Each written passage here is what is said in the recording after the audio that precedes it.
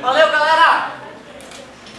Bom, olha só, agora estamos no momento mais crítico, que é falar do calor transmitido por radiação ou irradiação, são sinônimos, galera.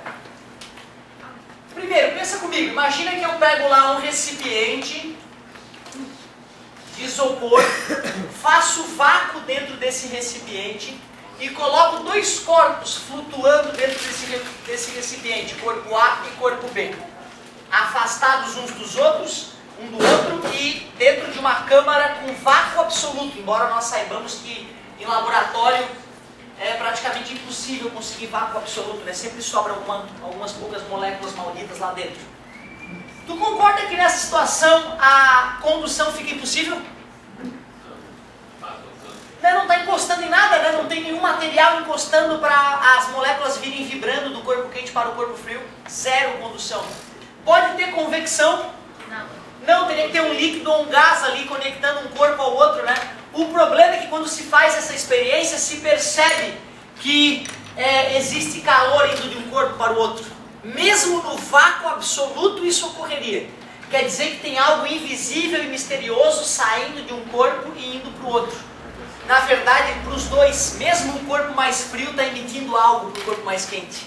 Porque todo o corpo emite o tempo inteiro um tipo de radiação. Mesmo quando ele está no escuro e gelado, ele emite um tipo de radiação. Afinal, os átomos estão sempre vibrando. E tu vai entender lá no final do ano só por que quando o elétron vibra, se mexe, ele dá um punzinho, que é uma radiação eletromagnética. Ele solta uma coisinha. Toda hora o átomo está ali vibrando e está toda hora emitindo um tipo de radiação.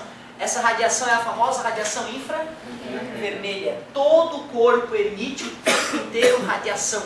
Tu é um corpo, um bicho que emite radiação o tempo inteiro, mesmo no escuro. Tu está cuspindo radiação de cada átomo teu. Infravermelho. Importante saber que radiação é essa.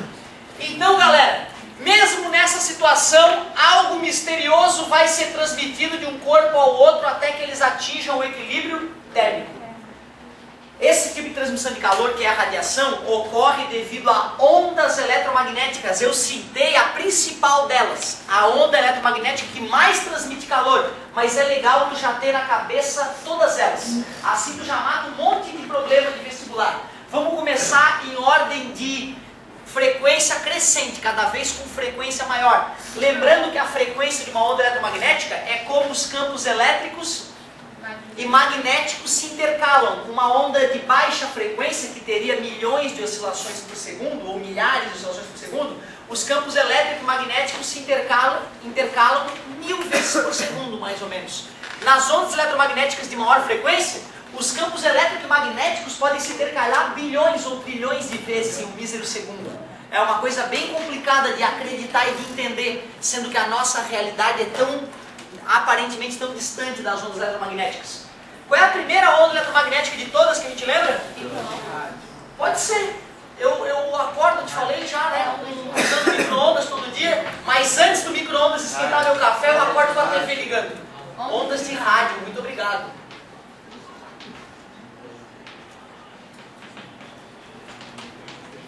Ondas de rádio, que nós veremos futuramente, também são chamadas de ondas hertzianas, em função do Hertz ter sido o cara que descobriu elas, não inventou, né? Porque isso já existe na natureza, as ondas de rádio, certo? Aliás, tem estrelas que emitem ondas de rádio de uma forma tão específica e precisa que achavam que eram sinais alienígenas, né? Os famosos pulsares. Depois se estudou mais a fundo e viu que não é uma estrela girando em torno da outra. Aí quando uma passa na frente da outra, interrompe o sinal, certo? Então tu vê, existem corpos na natureza que emitem ondas de rádio além dos corpos que a gente conhece aqui na Terra. Existem estrelas que ficam cuspindo ondas de rádio. Chegaram a ser confundidas com alienígenas. Depois de micro-ondas vem qual?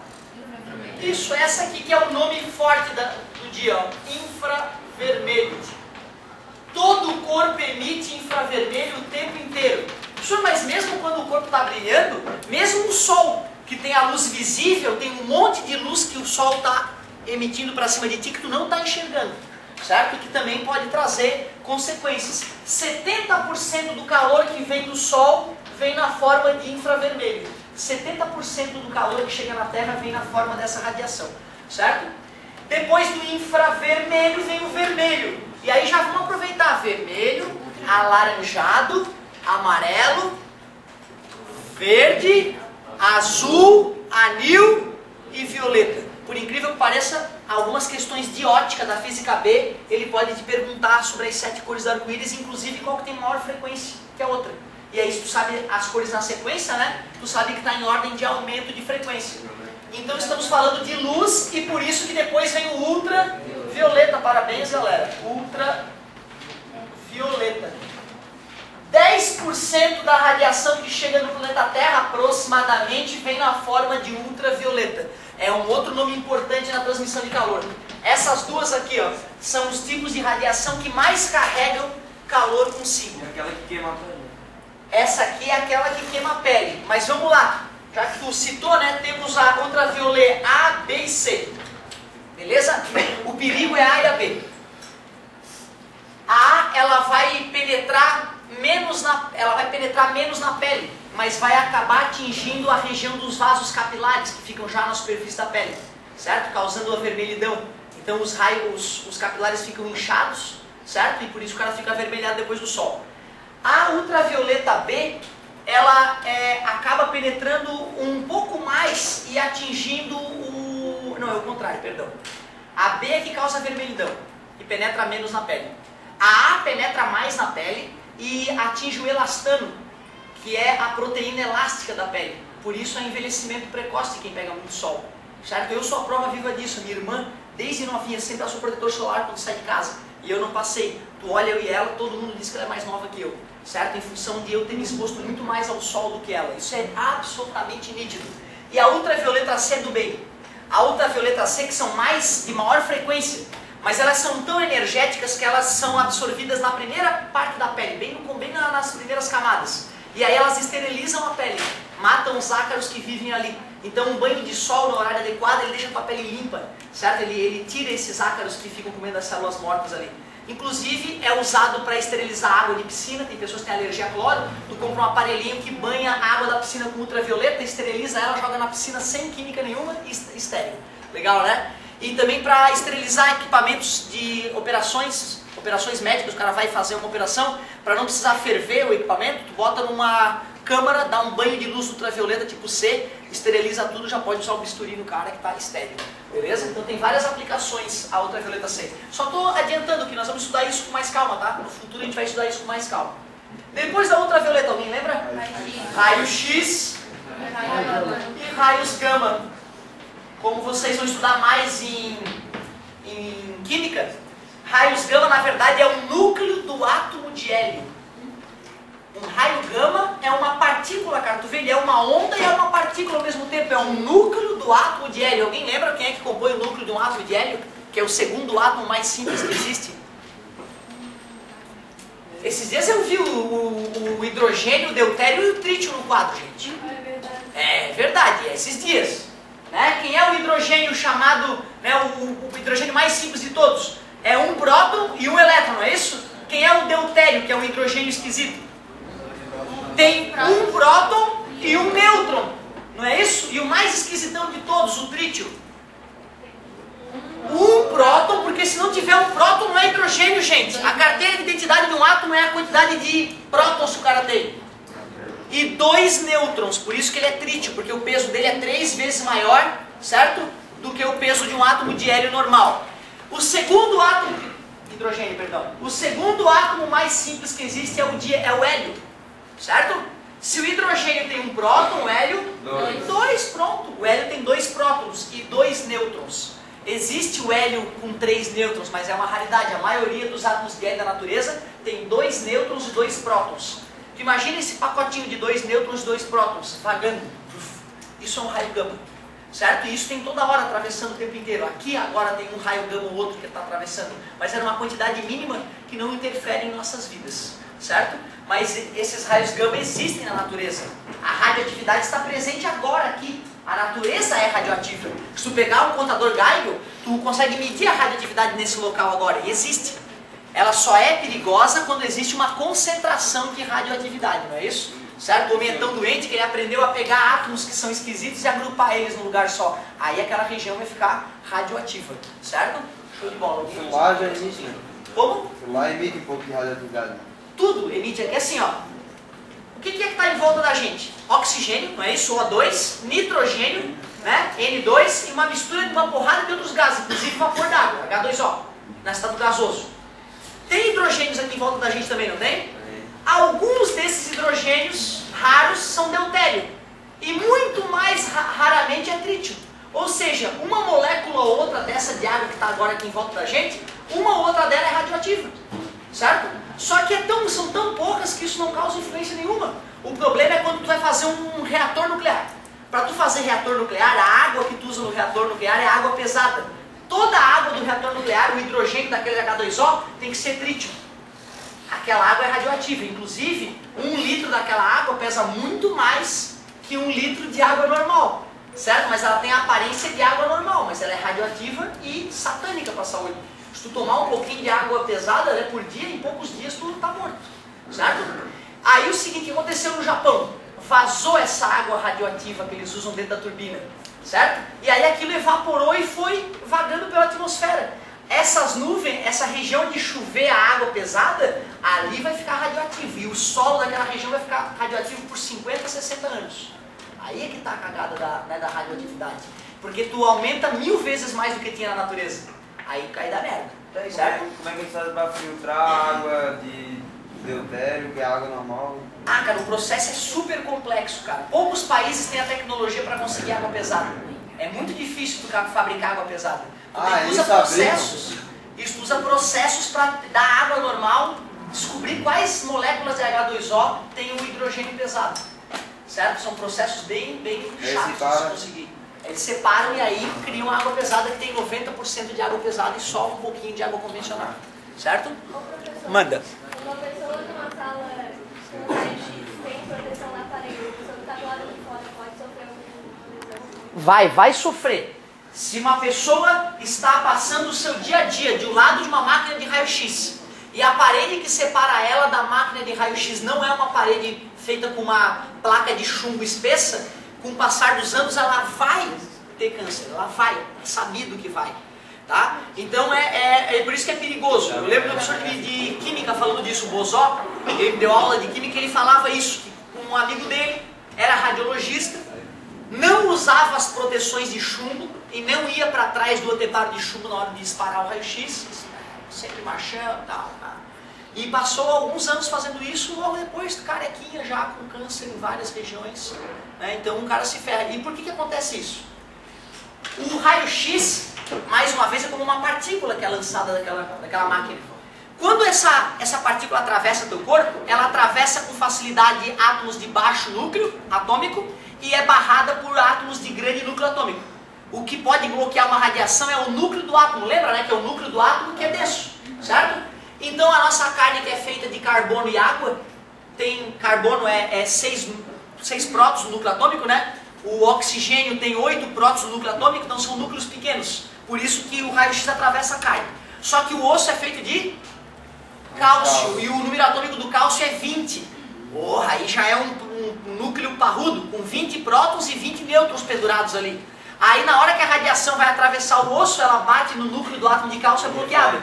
Por isso que fica branco onde está o osso, porque não queimou, e fica preto onde está a carne, que atravessou mais radiação e queimou mais. Aí quando tu revela aquele papel, a região queimada é escurecida e a região branca, né, não fica escurecida, certo? Onde estava o osso, tudo bem? Só que é o seguinte, imagina que essa radiação quando vai passar pela tua carne, passou do lado de uma célula, certo? A célula que é feita de átomos também, né, como tudo na vida, não é? E dentro da célula tem um núcleo. E dentro do núcleo da célula tem uma coisinha muito fininha, que é o que guarda a informação para a célula, o DNA. O DNA, que é feito de moléculas, átomos, uma molécula dupla hélice, né? Certo? Lembra da dupla hélice do DNA? Se a porra da radiação passou numa perninha do DNA e arrancou, rebentou o teu DNA numa parte qualquer, não vai dar nada. Aquela célula, quando ela se reproduz, ela dá conta de superar aquilo. Mas às vezes dá a cagada da radiação arrancar um pedaço do DNA que controla a divisão da célula. Aí ela fica doidona e começa a ter filhote defeituoso também, que começa a ter mais filhote. E aí vai criando um aglomerado de células que é o famoso tumor, câncer, certo? Então tu vê, cara, eu posso estar aqui agora, se eu for cagado, azarado, um raio gama qualquer que está me atravessando agora pode bater errado no núcleo de uma célula minha e eu ter câncer agora. E agora ele começa a se desenvolver do nada. Certo? É por isso que às vezes criança tem câncer, né? E às vezes o cara é zen, né? Paz e amor, só come vegetais, tem câncer às vezes. Por isso que é uma coisa probabilística. Não tem regra. É claro que se alimentar melhor, ser feliz, né? Ajuda a diminuir a chance de câncer, né? Estar saudável. Então tem um componente genético, mas tem a cagada também. Olha que loucura, cara. A gente está exposto a isso, né? A natureza é radioativa. Bizarro. Mas pensa bem, se a natureza não fosse assim, será que as mutações genéticas teriam ocorrido para chegarmos onde chegamos? Já que nós somos sabidamente uma evolução, né, de outros tipos de animais, não é isso? Então tu vê, cara, tem um lado ruim, mas tem um lado fundamental para a vida. Se não fosse assim, se o câncer não existisse, doenças genéticas não existissem, a evolução não teria existido. Nós não estaríamos aqui filosofando sobre tal assunto, certo? Show de bola, isso é muito maluco.